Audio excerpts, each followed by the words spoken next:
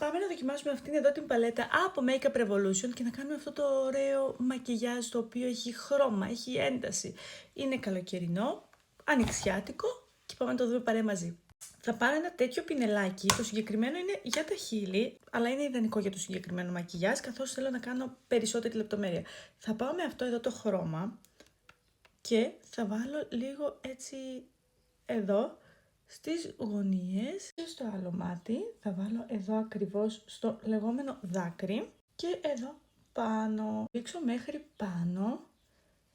Έπειτα θα πάω με αυτήν εδώ την πιο πορτοκαλί σκιά και με το ίδιο πινέλο, καθώς είναι πολύ βολικό, θα πάω και θα τοποθετήσω στο κάτω βλέφαρο. Θα τοποθετήσω και εδώ και έπειτα με ένα φουντωτό πινελάκι θα πάω και θα σβήσω από κάτω να το κάνω λίγο πιο ομοιόμορφο ας πούμε. Ο λόγος που χρησιμοποιώ τέτοιο πινελάκι είναι καθώς εάν είσαι αρχάριος, ένα τέτοιο πινελάκι μικρό λεπτομέρειας θα σε βοηθήσει να μην ξεφύγεις από τα όρια. Ένα φουντωτό πινελάκι θα πάω ακριβώς εκεί πέρα που τοποθέτησα την σκιά και θα την σβήσω πάλι με την πορτοκαλί σκιά και την κίτρινη και αυτή τη φορά θα τα αναμίξω.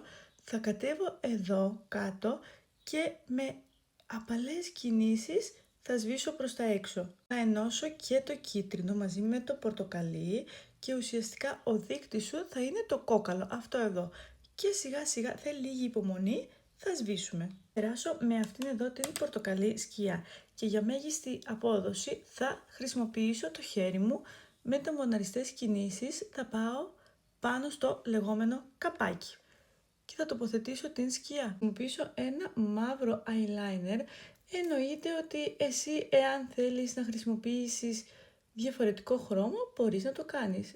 Για μάσκαρα βάλουμε και στις κάτω βλεφαρίδες. Για περίγραμμα έχω χρησιμοποιήσει αυτό εδώ το μολυβάκι το οποίο το βρήκα στα Temu. Είναι η απόχρωση νούμερο 10. Ραγιόν θα χρησιμοποιήσω αυτά εδώ τα Bullet Diamond από Lorin, το οποίο δυστυχώς δεν μπορώ να βρω την απόχρωση καθώς έχω χάσει το sticker από πάνω. Είναι αρκετά ψυχρό ροζ θα έλεγε κανείς. Δώσουμε λίγο χρώμα, θα χρησιμοποιήσω από Essence τα Matte Liquid Lipstick στην απόχρωση 05 Pinky Blush.